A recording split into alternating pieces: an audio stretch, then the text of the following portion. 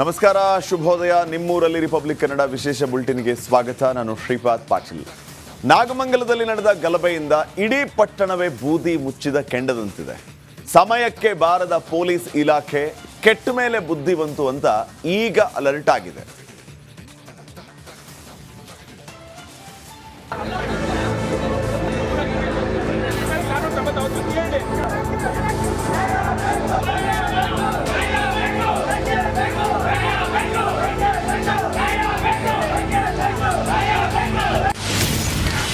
ಬೆಂಕಿ ಬಿದ್ದ ಬಳಿಕ ಪೊಲೀಸ್ ಇಲಾಖೆ ಅಲರ್ಟ್.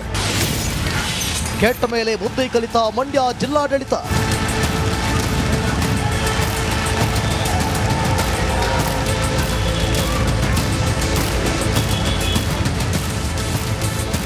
ಮಂಡ್ಯದ ನಾಗಮಂಗಲ ಇದೀಗ ಬೂದಿ ಮುಚ್ಚಿದ ಕೆಂಡದಂತಿದೆ.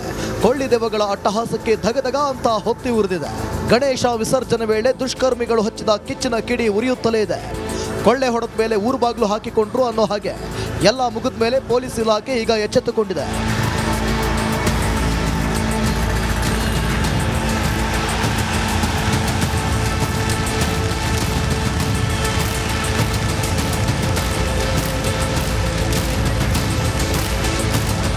ನಿರ್ಲಕ್ಷ್ಯ ತೋರಿದ ಪೊಲೀಸ್ ಅಧಿಕಾರಿ ನಾಗಮಂಗಲ ಟೌನ್ ಪೊಲೀಸ್ ಠಾಣೆಯ ಇನ್ಸ್ಪೆಕ್ಟರ್ ಅಮಾನತು ಮಾಡಲಾಗಿದೆ. ಕರ್ತವ್ಯ ಲೋಪ ನಿರ್ಲಕ್ಷ್ಯತನ ಹಿನ್ನೆಲೆ ಪಿಐ ಅಶೋಕ್ ಕುಮಾರ್ ಅಮಾನತು ಮಾಡಿ ದಕ್ಷಿಣ ವಲಯ ಡಿಐಜಿಪಿ ಬೋರಲಿಂಗಯ್ಯ ಆದೇಶ ಹೊರಡಿಸಿದ್ದಾರೆ.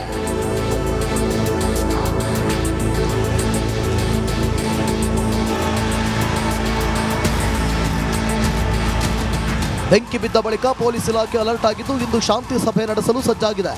ನಾಗಮಂಗಲದಲ್ಲಿ ಶಾಂತಿ ಮರುಸ್ಥಾಪನೆಗೆ ಕಸರತ್ತು ನಡೆಸಿದ್ದು ಬೆಳಗ್ಗೆ 11 ಗಂಟೆಗೆ ಅಂಬೇಡ್ಕರ್ ಭವನದಲ್ಲಿ ಸಭೆ ನಡೆಯಲಿದೆ. ಸಭೆಗೆ 2 ಕೋಮಿನ ಮುಖಂಡರು ಮತ್ತು ಸಂಘಟನೆಗಳಿಗೆ ಆಹ್ವಾನಿಸಲಾಗಿದೆ. ಇದೀಗ ಸಭೆ ಮೇಲೂ ಹದ್ದಿನ ಕಣ್ಣಿಡಲಾಗಿದೆ. ರಾಜಕೀಯ ಪಕ್ಷಗಳ ಮುಖಂಡರಿಗೂ ಆಹ್ವಾನ.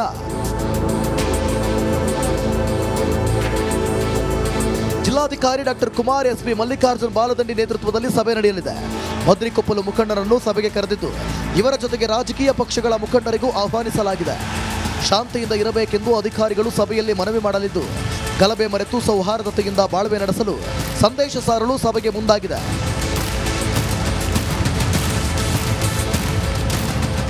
ಆನಂದ್, ರಿಪಬ್ಲಿಕ್ ಕನ್ನಡ, ಮಂಡ್ಯ.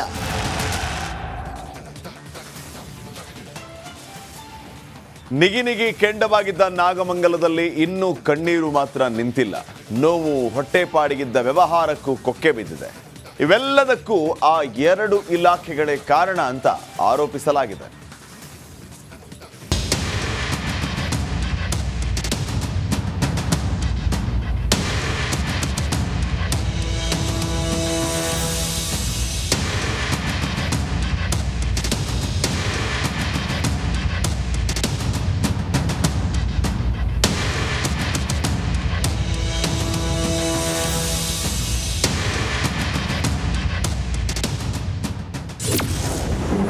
ಪರಿಸ್ಥಿತಿ ನಿಭಾಯಿಸದೆ ಮೈಮರೆತ 2 ಇಲಾಖೆಗಳು.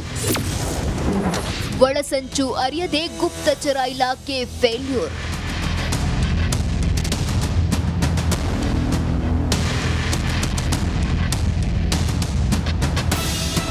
ನಾಗಮಂಗಲದಲ್ಲಿ ಇಂಥದ್ದೊಂದು ಗಲಭೆ ನಡೆಯುತ್ತೆ ಅಂತ ಯಾರು ಊಹಿಸಿರಲಿಲ್ಲ. ಆದ್ರೆ ಈ ಗಲಭೆಯ ಒಳಸಂಚಿನ ಬಗ್ಗೆ ಗೊತ್ತಿದ್ರೂ ಪರಿಸ್ಥಿತಿ ನಿಭಾಯಿಸದೆ ಆ 2 ಇಲಾಖೆಗಳು ಮೈಮರೆತಿದೆ. ಎಲ್ಲ ಗೊತ್ತಿದ್ದು ಎಚ್ಚೆತ್ತುಕೊಳ್ಳದ್ದಕ್ಕೆ ಜನರು ನಷ್ಟ ಅನುಭವಿಸುವಂತಾಯಿತು. ಗಲಭೆ ಕುರಿತು ಒಳಸಂಚು ನಡೆದಿದ್ದು ಕಿಡಿಗೇಡಿಗಳ ಈ ಕೃತ್ಯ ಗೊತ್ತಿದ್ರೂ ಗುಪ್ತಚರ ಇಲಾಖೆ ಹಾಗೂ ಪೊಲೀಸ್ ಇಲಾಖೆ ಫೇಲ್ಯೂರ್ ಆಗಿದೆ. ಪೂರ್ವ ನಿಯೋಜಿತ ಕೃತ್ಯದ ಬಗ್ಗೆ ಅರಿಯಲು ಸಂಪೂರ್ಣ ವಿಫಲವಾಗಿದೆ. ಕಲ್ಲು, ಪೆಟ್ರೋಲ್ ಬಾಂಬ್, ಮಾರಕಾಸ್ತ್ರ ಸಂಗ್ರಹಿಸಿಟ್ಟಿದ್ರೂ ಗೊತ್ತಿಲ್ವಂತೆ. ಕಳೆದ ವರ್ಷವೇ ಗಲಾಟೆಯಾಗಿದ್ರೂ ರಿಪೋರ್ಟ್ ಮಾಡಿರಲಿಲ್ಲ. ಮೆರವಣಿಗೆ ವೇಳೆ ಹೆಚ್ಚಿನ ಭದ್ರತೆ ನಿಯೋಜಿಸದೆ ಎಡವಟ್ಟು ಮಾಡಿದ್ದಾರೆ. ಕಳೆದ ವರ್ಷ ಗಲಾಟೆಯಾಗಿದ್ರೂ ಅಲರ್ಟ್ ಆಗದೇ ಇದ್ರು. ಸೂಕ್ಷ್ಮ ಪ್ರದೇಶದ ಬಳಿ ಸೂಕ್ತ ಭದ್ರತೆ ನಿಯೋಜಿಸದೆ ನಿರ್ಲಕ್ಷ್ಯ ವಹಿಸಿದ್ದಾರೆ. ಮಸೀದಿ ಎದುರು ಹೆಚ್ಚು ಹೊತ್ತು ಮೆರವಣಿಗೆ ನಿಲ್ಲಲು ಬಿಟ್ಟಿದ್ರು. 2 ಗುಂಪುಗಳ ಮಧ್ಯೆ ಪರ ವಿರೋಧ ಘೋಷಣೆ ಕೂಗಲು ಬಿಟ್ಟಿದ್ದು ಠಾಣೆ ಎದುರು ಗಣೇಶನಿಟ್ಟ ಯುವಕರ ಮನವೊಲಿಸಲು ವಿಫಲವಾಗಿದ್ದಾರೆ. ಪ್ರತಿಭಟನೆ ಬಳಿಕ ಮತ್ತೆ ಮಸೀದಿ ಕಡೆಗೆ ಮೆರವಣಿಗೆ ಕಳಿಸಿದ್ರು.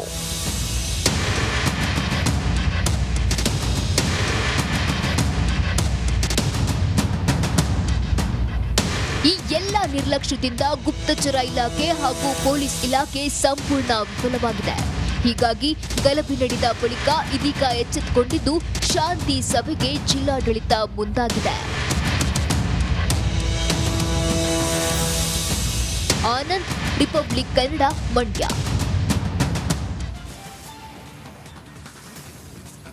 ದಿನನಿತ್ಯ ಬಳಕೆ ವಸ್ತುಗಳ ಬೆಲೆ ಏರಿಕೆಯಿಂದ ಜನಸಾಮಾನ್ಯರು ಈಗಾಗಲೇ ಕಂಗಾಲಾಗಿದ್ದಾರೆ. ಇದರ ಬೆನ್ನಲ್ಲೇ ಗಾಯದ ಮೇಲೆ ಬರೆ ಎಳೆದಂತೆ ಹಾಲಿನ ದರ ಹೆಚ್ಚಿಸುವ ಸುಳಿವನ್ನ ಸಿಎಂ ಮತ್ತೆ ನೀಡಿದ್ದಾರೆ.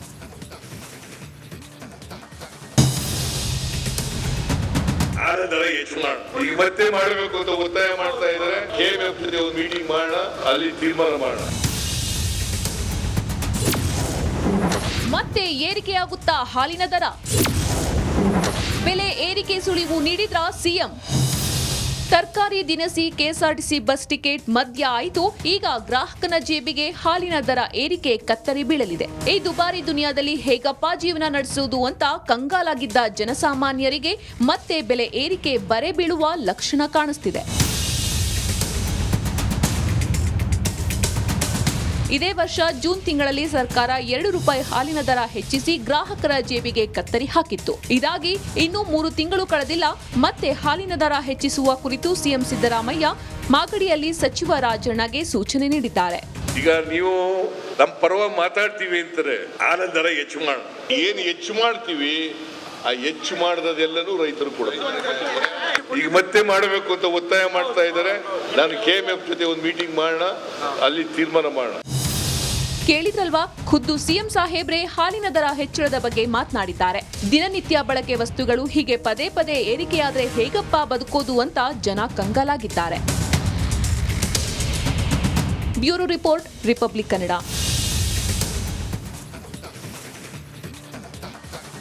ಅದು ಪುಟ್ಟ ಪುಟ್ಟ ಕಂದಮ್ಮಗಳು ಪಾಠ ಕಲಿಯುವಂತಹ ಸ್ಥಳ.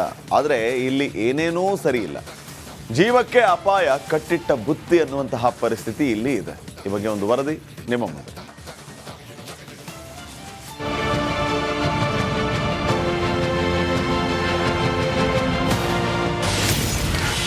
ಶಿಥಿಲಗೊಂಡ ಕಟ್ಟಡದಲ್ಲಿ ಮಕ್ಕಳಿಗೆ ಪಾಠ. ವರದಿ ಬಳಿಕ ಓಡೋಡಿ ಬಂದ ಅಧಿಕಾರಿಗಳು. ಇದು ರಿಪಬ್ಲಿಕ್ ಕನ್ನಡದ ಬಿಗ್ ಇಂಪ್ಯಾಕ್ಟ್.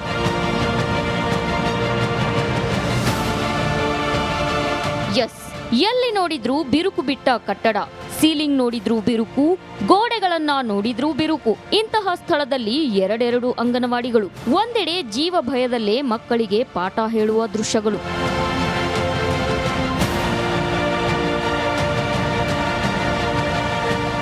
ಗದಗ್ ನಗರದ ಕಾನತೋಟ್ ಬಡಾವಣೆಯಲ್ಲಿ ಈ ಅಪಾಯಕಾರಿ ಅಂಗನವಾಡಿ ಕಟ್ಟಡ ಇದೆ. ಪಕ್ಕದಲ್ಲಿರೋ ಅಂಗನವಾಡಿ ಕೇಂದ್ರ ಈಗಲೋ ಆಗಲೋ ಬೀಳೋ ಹಂತದಲ್ಲಿದೆ. ಈ ಬಗ್ಗೆ ಪಾಲಕರು, ಮಹಿಳಾ ಮತ್ತು ಮಕ್ಕಳ ಅಭಿವೃದ್ಧಿ ಇಲಾಖೆ ಅಧಿಕಾರಿಗಳ ಗಮನಕ್ಕೆ ತಂದ್ರೂ ಯಾವುದೇ ಪ್ರಯೋಜನವಾಗಿಲ್ಲ.